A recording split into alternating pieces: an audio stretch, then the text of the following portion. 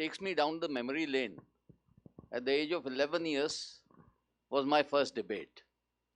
And like all of you, I was also quite nervous. Some of them displayed it here.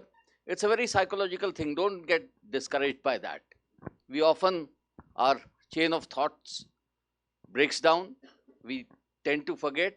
It's the stage fright which we commonly talk about it. Try to overcome it. Don't get discouraged by that. Just try to overcome it. Next time, you will fare better. This whole concept of debate started, I think, in Greece, among the Greek philosophers. There were three great Greek philosophers: Socrates, his disciple Plato, and his disciple Aristotle. So the system was called Socratic dialogues. Socrates made a statement which he knew that was somewhat false, and he wanted somebody to contradict him, and then they started debating the whole thing. There'll be a debate which would follow the statement, and that is how they come to some kind of a conclusion which was a unanimous conclusion. Plato was very critical of the democracy, Greek democracy of the Greek states. That was not the democracy what we understand today. Because there were small Greek states where there was a lot of patronage there. It was a patron-client relationship, as in political administration, or in political philosophy we call it today, and those small Greek states, city-states, were very corrupt. So he came out with an idea of a utopian state of a philosopher king, and he was quite averse to democracy. Over the years, the democratic system as of date is supposed to be, the liberal democracy is the best workable political solution as of date. It may improve over a period of time. We are always in an evolutionary stage. If we look at the history of UK, United Kingdom, the first recognition of rights, citizens' rights, was in 1215. Magna Carta, it was called, the Charter of Rights, which gave certain rights to the commoners for hunting in the forests. Otherwise, it was reserved for the lords and the feudal overlords. Then in 1688 came a revolution which was called the Glorious Revolution during the Stuart regime, and Cromwellian regime came there. Then there was a very corrupt prime minister called Walpole, and the British system, the political system, had become very corrupt. So it was realized that we need reforms, and we need reforms, statutory reforms. So first Reform Act came in 1832 in England, which did away with what were called the rotten boroughs. They were like some constituencies where people purchased votes. Over a period of time, the British parliamentary democratic system got reformed. So our system also, we borrowed the parliamentary system from UK because they had been our rulers, and we have tried to modify it according to our constitution. So the basic, as was referred, the basic governing principle, the highest law, the supreme law of the nation is the constitution. And the preamble of the constitution which was quoted here, we the people of India having resolved to constitute into sovereign, socialist, democratic, secular republic. So it lays down the principles of justice, freedom, and fraternity, dignity of individual. All those have been recognized, but the idea of sovereignty is there, the idea of democracy is there, idea of republic is there, and idea of it's people-centric. It is developing. There may be deficiencies in the democratic system. It is said that democratic system reforms are not revolutionary. They are incremental reforms over a period of time, but the democratic system has an advantage that it is the improvements take place. The democracy is a self-cleansing system where if there are some deficiencies, they over a period of time get reformed, but that period is not a short period, it's a long period. And you learn by experience, as they say. You learn by experience. I was once reading an article by Dr. Narayan Murthy. He was talking about the philosophy of his company, Infosys. He says you have to learn not only by your success, you have to learn by your mistakes as well. What is it that what does the mistake teach us, and what does our success teach us? Both of them are our teachers. So the same happens in the debate. There were some very logical arguments, I think, uh, especially regarding the Indian federal system. As somebody said, it is a quasi federal structure, slightly biased in a favor of a unitary system, because India is a union of states. Article 1 says union of states. The very idea of union of states, in order, because there's such a diversity that there would be secessionary tendencies. So to overcome that, it is biased in favor of the union. But at the same time, what degree of autonomy has to be there to the states? Strong state means two things. We look at it from the point of view of autonomy, how to make states strong.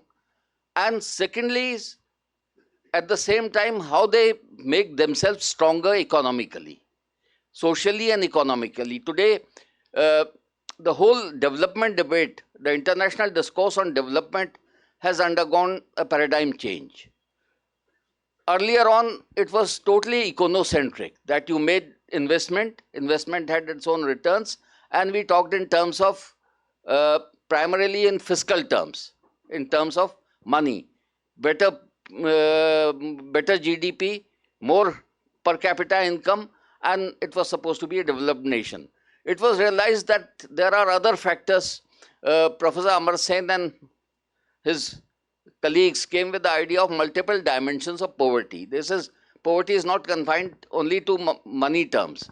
There is environmental poverty, there is shelter poverty, there is educational poverty, and apart from that, the political system, whether you have a tyrannical political system. So he talked about various multiple dimensions of poverty, and with multiple dimensions of poverty, the whole definition of development also changed. Development was more, one was the quantitative aspect, which was in terms of better incomes, better standard of living. The other was better standard of living was also in qualitative terms, better educated society, secure system, better security, social security, economic security, and physical security.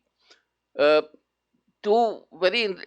very interesting concept, which of course Finland was quoted here. Finland is one nation which is very rich, and at the same time they say it's almost zero corruption in public service.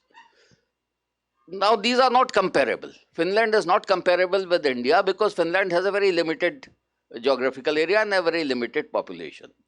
So we can't compare Finland with India. Similarly, we can't compare USA with India. Another very interesting idea, there's a question about Ghana and Nigeria were quoted here, that these suffer, the African nations. There is a very interesting study on East and Central African nations by Professor Goran Hayden. Goran Hayden was a professor of political science in one of the US universities. He was associated with the development programs in Africa for a long time. And a lot of money was pumped into Central Africa and East Africa by World Bank and other multilateral organizations. And they found that the development, in spite of all that kind of investment, the returns were not there, the outcomes were not there. So Goran Hayden then wrote his theory, or wrote his research paper. He says investment per se does not ensure development. Governance principles are equally important. You have to have good governance architecture for ensuring development. And that has been accepted now. Another very important concept in terms of federal system, which has evolved over the years, was in European Economic Union. That is called the principle of subsidiarity. The principle of subsidiarity says that whatever work, whatever function can be performed at whatever level, it should be confined to that level. Now, for example, providing waste disposal has to be done at the municipal level. The municipal board or the panchayat has to look after cleanliness of the city or the drainage of the city or the local street lighting. You can't leave it to the center, because centers, but when it comes to the defense of the country or the foreign policy, it is something the state cannot decide about it. It is the center which has to decide about it. So there has to be some kind of a, as one expression which I thought was a very good expression, synchronized rhythm. The states and the center have to be in a synchronized rhythm. In physics we say, if the forces are in the same direction, they strengthen each other. If they are in the opposite direction, the vector dynamics acts that way that they cancel each other. So it has to be. And now coming back to the idea of debate, there was a great idealist philosopher of Germany, Hegel. Hegel came with the idea of dialectics. It was in terms of argument. He says there is a thesis, we come out with a thesis, which is the Socratic statement, and there's an antithesis, the opposite viewpoint. We pick up the best of both and it becomes the synthesis. Synthesis in turn becomes a new thesis, which again gives rise till we reach a stage of perfection, the absolute perfection. In Indian philosophical tradition, जो भारतीय दर्शन है, उसमें भी यही परंपरा रही है, पक्ष, प्रतिपक्ष और फिर सिद्धांत. पक्ष के अपने आर्ग्यूमेंट्स हैं, प्रतिपक्ष के अपने आर्ग्यूमेंट्स हैं, और उससे सिद्धांत है. और यहाँ पर थोड़ा सा उससे भी हीगलियन डायलेक्टिक से भी आगे बढ़ गए हैं हम पक्ष और प्रतिपक्ष के बाद संशय है. You doubt both the things. पक्ष को भी डाउट करते हैं, संदेह की दृष्टि से देखते हैं, और प्रतिपक्ष को भी, और फिर उसमें से सिद्धांत बनता है. तो सिद्धांत में contains the best of thesis as well as antithesis, and then we convince the person कि साहब this is the right सिद्धांत. और वो सिद्धांत, since as I said कि we are always in an evolutionary mode, तो उसमें हमेशा improvement की गुंजाइश रहती है. इसी तरह से democracy, we talk of mature democracies and still nascent democracies, and it takes a time to mature. For democracy, there has been very interesting study about governance in the South Asian nations by one of the UN organizations, perhaps it was World Bank or one of the UN organizations. उनका जो main सिद्धांत है governance का, how do you say good governance? The acid test is whether people own their government. Is the government of the day accountable to the people, or is it accountable to somebody else? And most of the Asian nations, they said कि it is still, or majority of the nation, not only Asian nations, the accountability is towards the political party, towards the political bosses, not toward the constituents. The MLA, whether it's the MLA or the MP or whether it's the block pramukh or the gram pradhan, is he accountable to his constituents or is he accountable to his party bosses? That is one test. The argument in favor of a democratic decentralization is that at a local level, the accountability and transparency increases. The remoter the government is, the accountability goes down. So, how to have a right mix? Somebody used the expression bottom up and top down. So, it has to be the right mix of top down and bottom up. So, again, the synchronized rhythm, kind of a harmony where it's a win-win situation for everybody. In management, we often talk of a SWOT analysis: strength, weakness, opportunities, and threats or challenges. So, everything needs a SWOT analysis. I think you have to start as a skeptical, on a skeptical note. You try to question things, because that's how things improve. Once you start questioning things, then you come where the deficiencies are, where the inadequacies are, and you try to improve upon it. It's been a very heartening experience to listen to various viewpoints, the way they were presented. Whenever you are in a debate mode, one is the content which matters, how logical you are, how logically you can put forth your argument. Secondly is how well you can deliver it, the presentation part of it. Some of you have done it very nicely. Some of them you got slightly nervous. Don't be discouraged by it. I'm saying again, repeating it. This is a lesson you have learned. In history, about history, one of the definitions of history is the dialogue between past and present addressed to the future. You learn from your mistakes of the past. You learn from your experiences of the past. So every experience is a learning experience, and how to improve upon it is the future. And this is what in Indian philosophy we call the law of karma. The karmic law is this only, that your future is shaped by your past and present.